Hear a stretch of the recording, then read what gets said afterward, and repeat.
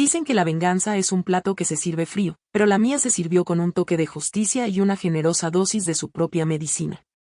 Nunca pensé que sería el tipo de persona capaz de destruir a su propia familia. Pero, pensándolo bien, tampoco imaginé que mi familia intentaría destruirme primero. Me llamo Claire, y esta es la historia de cómo pasé de ser el tapete de la familia, a la que sostiene la escoba. La gala anual de caridad de la familia Marsal se suponía que sería mi mayor logro. Durante meses coordiné cada detalle del evento en el prestigioso Maple Creek Country Club. Desde los arreglos florales hasta la lista de invitados, que incluía a la mitad de la élite del pueblo. Incluso el noticiero local estaba ahí capturando lo que mi padrastro Warren llamaba el compromiso de nuestra familia con ayudar a los demás. Lo que no captaron fue la verdad sobre quién realmente hizo que todo sucediera. Mientras yo estaba detrás del escenario, coordinando frenéticamente con los proveedores y revisando que los artículos para la subasta silenciosa estuvieran bien acomodados.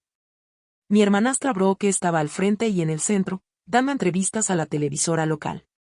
Su cabello rubio perfectamente peinado brillaba con las luces de las cámaras mientras hablaba con elocuencia sobre la pasión de nuestra familia por la filantropía y sobre cómo todos habíamos trabajado tan duro para hacer de esa noche algo especial. La ironía no se me escapaba. Ella usaba el vestido de diseñador que yo había escogido y pagado, llevándose el crédito por el trabajo que me había consumido los últimos 3 meses. Mientras tanto, Warren se movía entre la gente como el político experimentado que siempre había querido ser. Saludaba de mano en mano, su sonrisa nunca se desvanecía mientras aceptaba felicitaciones por organizar un evento tan significativo. El alcalde Davidson estaba especialmente impresionado, y yo lo vi desde el otro lado del salón mientras Warren asentía con humildad, como si hubiera hecho algo más que firmar el cheque. Ahí fue cuando empezó el dolor en el pecho. Al principio fue como un aleteo, mariposas en el pecho, pero pronto se convirtió en una presión que parecía un tornillo apretándose alrededor de mis pulmones. Mi visión empezó a nublarse por las orillas y me di cuenta de que no podía respirar bien. De pronto, el salón se sentía insoportablemente ruidoso y brillante, y supe que necesitaba ayuda. Empujé entre la multitud, buscando desesperadamente a Warren. Lo encontré cerca de la barra, en una plática profunda con el señor Peterson, el desarrollador inmobiliario más grande del condado y posible socio de negocios. Mis piernas se sentían débiles mientras me acercaba y apenas podía formar palabras. «Papá», susurré, jalándole suavemente la manga. «No puedo respirar, me duele mucho el pecho».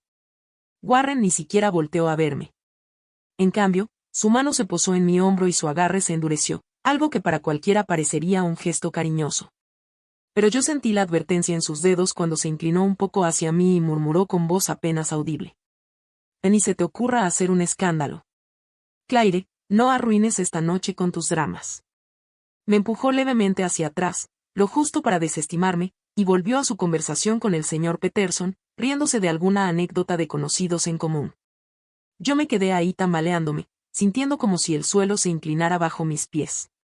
Entonces vi que Brooke venía hacia mí, pero no con preocupación. Tenía el celular en la mano, ya grabando, con una sonrisita burlona en los labios mientras yo me sujetaba el pecho, luchando por respirar. De hecho, se rió. «Y ya va a empezar otra vez», dijo lo suficientemente alto para que los invitados cercanos la escucharan. Nuestra reina del drama haciendo de las suyas.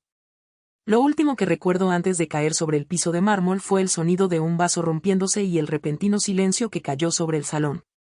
Cuando desperté, estaba rodeada de paramédicos y las caras preocupadas de extraños miraban hacia mí. Warren y Brooke no estaban por ningún lado. En el Hospital General de Springfield, la doctora Martínez me explicó que había sufrido un ataque severo de pánico provocado por agotamiento y estrés crónico. Lo que había hecho que mis músculos cardíacos se contrajeran de forma irregular. No era algo mortal, pero sí real y serio. Mientras estaba acostada en esa habitación estéril, conectada a monitores, me sentí más sola que nunca en mi vida. A la mañana siguiente, mi amiga Jessica me mandó un enlace que hizo que se me helara la sangre. Era un video de TikTok titulado «Cuando quieres atención en una fiesta», con música de circo de fondo, mostrando el momento en que colapsé en la gala. El video, publicado por Brooke, ya tenía más de 50.000 vistas y cientos de comentarios burlándose de mi actuación. Seguro planeó esto para llamar la máxima atención, leí en un comentario. Algunas personas harían lo que fuera por robarse el protagonismo, decía otro. Mi momento más humillante se había convertido en entretenimiento para miles de desconocidos. Ese día no regresé a casa. En lugar de eso, manejé hasta la pequeña casa estilo KPK en la calle ELM, donde vivía mi tía Carol. Carol había sido enfermera titulada durante 30 años antes de jubilarse, y con solo verme supo exactamente lo que había pasado. Tu madre siempre temió que este día llegara, dijo mientras me preparaba un té en su cocina soleada. Sabía que Warren y Brooke eventualmente te empujarían demasiado lejos. Carol sacó una caja de madera del gabinete del comedor, una que yo nunca había visto. Dentro había cartas que mi madre le había escrito en los meses antes de morir. Cartas llenas de temores sobre la naturaleza controladora de Warren y la creciente avaricia de Brooke. Tu mamá me dio algo antes de morir, dijo Carol en voz baja. Me hizo prometer que lo mantendría a salvo hasta que tú lo necesitaras. Me entregó una vieja llave de bronce, desgastada por los años. Abrió una caja de seguridad en el First National, una que Warren no sabe que existe. Me dijo, si algún día pasa algo, si intentan quitarte todo, vas a necesitar lo que hay ahí dentro. Esa misma tarde, Carol y yo fuimos al banco. Mis manos temblaban mientras giraba la llave en la caja número 247. Dentro encontré documentos que lo cambiarían todo. Ahí estaba la copia original del testamento de mi madre, que establecía claramente que sus bienes y el 50% de la empresa constructora de Warren debían dividirse en partes iguales entre Brooke y yo. Había firmas de testigos que reconocí, personas que habían trabajado para la familia de mi madre durante años.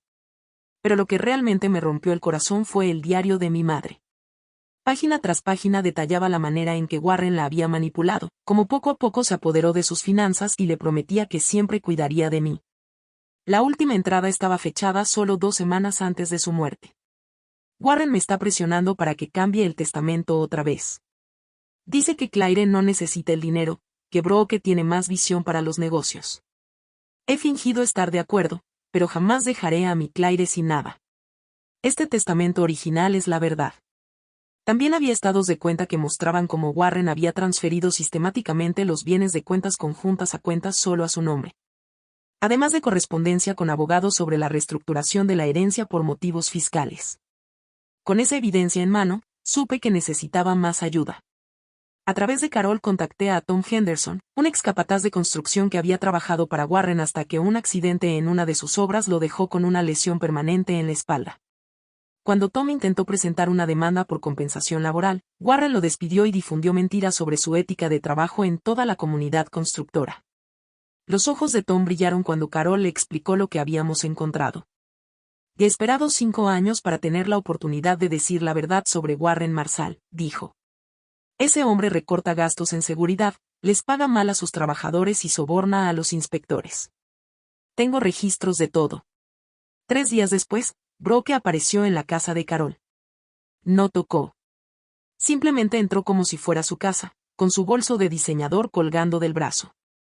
Claramente esperaba encontrarme rota y arrepentida, lista para arrastrarme de vuelta. Y Claire, cariño, dijo con ese tono condescendiente que había aprendido a odiar. Papá está muy decepcionado de ti, pero yo estoy aquí para darte la oportunidad de arreglar esto. Yo estaba sentada en la mesa de la cocina de Carol con una taza de café, y con calma activé la app de grabadora de voz en mi celular. Necesitas borrar ese ridículo video que publicaste como respuesta, continuó Brooke, refiriéndose a un breve comunicado que hice explicando que mi emergencia médica era real. Y necesitas publicar una disculpa pública por haber arruinado la gala. Haz eso y podremos fingir que todo esto nunca pasó. Cuando no respondí, su máscara se cayó. Escucha, Claire, papá tiene a los mejores abogados del estado. Podemos hacer que te declaren mentalmente inestable si es necesario. Vas a perder todo, incluyendo lo poco que queda de tu reputación. Digo, mírate, teniendo ataques de pánico en eventos públicos, ¿quién te va a tomar en serio? Se inclinó hacia mí, bajando la voz a un susurro. Siempre has sido la débil, Claire. Mamá lo sabía. Papá lo sabe. Y ahora todo el pueblo lo sabe. Así que esto es lo que va a pasar, vas a disculparte. Vas a desaparecer de nuevo en el fondo, donde perteneces. Y vas a estar agradecida de que siquiera te dejemos seguir siendo parte de la familia. La miré entonces, de verdad la miré, y por primera vez en mi vida la vi con claridad. No como mi hermana mayor más bonita y exitosa, sino como la abusadora que había pasado años aplastándome para sentirse superior. No, dije simplemente. Su rostro perfectamente maquillado se torció de furia. ¿Perdón? Dijo. No. No voy a disculparme, no voy a borrar nada. Y no voy a desaparecer a ningún lado, dije. Brooke se levantó tan bruscamente que tiró el azucarero. No tienes idea con lo que te estás metiendo, Claire. Papá construyó todo lo que tenemos desde cero, y no va a dejar que lo destruyas con tu complejo de víctima. Después de que se fue, me quedé sentada en la cocina de Carol y escuché la grabación 3 veces. Cada palabra amenazante era perfectamente clara. Una semana después, entré a las oficinas de Martínez, Rodríguez y Asociados, un pequeño pero muy reconocido despacho de abogados en el centro de Springfield. Sara Martínez, la socia más joven, escuchó mi historia y revisó mis pruebas con la concentración de una cirujana. Que esto es mucho más sólido que la mayoría de las disputas de herencia que veo, dijo. Tu padrastro y tu hermanastra cometieron varios errores graves. El testamento falsificado es un fraude obvio. El video de TikTok muestra un patrón de abuso emocional. Y esta grabación, esto es oro puro. La declaración se llevó a cabo en una sala de juntas estéril del despacho. Warren llegó con su mejor traje, acompañado por 2 abogados del bufete más caro de Hartford. Brooke vestía su atuendo de mujer de negocio seria y se movía con la seguridad de alguien que nunca ha perdido una pelea. Ambos parecían molestos de estar ahí, como si solo fuera un obstáculo molesto antes de poder volver a sus vidas. Sara comenzó despacio, estableciendo hechos básicos sobre la herencia de mi madre y la administración de sus bienes por parte de Warren. Luego reprodujo la grabación de Brooke. El sonido de sus amenazas llenó la sala, y vi cómo el rostro del abogado de Brooke se puso pálido. La mandíbula de Warren se tensó mientras la voz de su hijastra detallaba su plan para hacer que me declararan mentalmente inestable. Señorita Marsal, dijo Sara, mirando directamente a Brooke. ¿Es su voz la que amenaza con internar a su hermana? La compostura cuidadosamente mantenida de Brooke se resquebrajó un poco. Yo solo, ella estaba siendo irracional, balbuceó. Después vino el video de TikTok proyectado en una gran pantalla para que todos lo vieran. La música de circo sonaba mientras la sala observaba cómo yo colapsaba, con el comentario burlón de Brooke en letras grandes debajo. Señor Marsal, dijo Sara mirando a Warren, su hijastra estaba teniendo una emergencia médica. ¿Así es como su familia suele responder ante una crisis de salud? El costoso abogado de Warren intentó objetar, pero el daño ya estaba hecho. El testimonio de Tom Henderson fue devastador. Describió con detalle el recorte de gastos, las violaciones de seguridad, los sobornos y la cultura de miedo que Warren había creado en su empresa. Tenía documentación de años, incluidas fotos de sitios de obra peligrosos y copias de reportes de seguridad falsificados. Pero fue el diario de mi madre lo que dio el golpe final. Mientras Sara leía en voz alta fragmentos que describían la manipulación de Warren y el miedo de mi madre por mi futuro, la sala quedó completamente en silencio. El abogado de Warren revisaba los documentos, y pude ver el momento exacto en que se dio cuenta de que habían perdido. Las negociaciones para el acuerdo duraron 2 días. Frente a pruebas claras de fraude testamentario, abuso emocional y una investigación penal en puerta sobre sus prácticas empresariales, Warren no tuvo más opción que aceptar nuestros términos. Recibiría el 50% de la empresa constructora, como lo había querido mi madre, además de una compensación económica significativa por los bienes que Warren había ocultado. Más importante aún, se lanzaría una investigación completa a la empresa de Warren por parte del Departamento Estatal de Trabajo. 3 meses después, la historia explotó en redes sociales de una forma que hacía ver pequeño el video de TikTok de Brooke. Un blog de noticias nacional obtuvo copias de las declaraciones, incluidas las amenazas de Brooke y la evidencia de las prácticas ilegales de Warren. El encabezado decía: Influence y su padre magnate de la construcción expuestos por fraude testamentario y abuso. Los patrocinadores abandonaron a Brooke uno por uno. Su número de seguidores, construido durante años de contenido cuidadosamente curado, se desplomó cuando la gente empezó a compartir las grabaciones de sus amenazas contra mí. La misma plataforma que ella usó para humillarme se convirtió en el instrumento de su destrucción. Warren salió aún peor parado. La investigación estatal reveló un patrón de violaciones de seguridad que resultó en fuertes multas y cargos penales. Su premio de filántropo del año fue retirado discretamente y varios de sus proyectos de construcción fueron detenidos a la espera de revisiones de seguridad. El hombre que había construido su reputación como el empresario más exitoso de Maple Creek se convirtió en su fraude más notorio. 6 meses después de aquella noche terrible en el Country Club, estaba en la sala de juntas de lo que ahora era Marshall Henderson Construction, la empresa que copropietaba junto a Tom Henderson. La renombramos para reflejar nuevos dueños y nuevos valores. Y nuestra primera iniciativa fue crear la Fundación Margaret Marshall, en honor a mi madre. La fundación brindaría asistencia legal a trabajadores lesionados en el trabajo y asesoría financiera a familias en disputas de herencias. Ya habíamos ayudado a 12 familias en nuestro primer trimestre de operación. Mientras miraba por la ventana de mi nueva oficina, podía ver el sitio donde estábamos construyendo viviendas accesibles para adultos mayores, un proyecto que Warren jamás habría tocado porque las ganancias eran muy bajas. Cada protocolo de seguridad se seguía al pie de la letra. Cada trabajador recibía un pago justo. Y cada familia tendría un hogar seguro al cual llamar suyo. Carol tenía razón cuando dijo que mi madre temía que este día llegara. Pero no creo que ninguna de las dos hubiera imaginado cómo terminaría. No solo había sobrevivido al intento de Warren y Brooke de destruirme. Usé sus propias armas en su contra. Convertí su crueldad en mi fuerza, y transformé su legado de egoísmo en algo que ayudará a otros durante muchos años.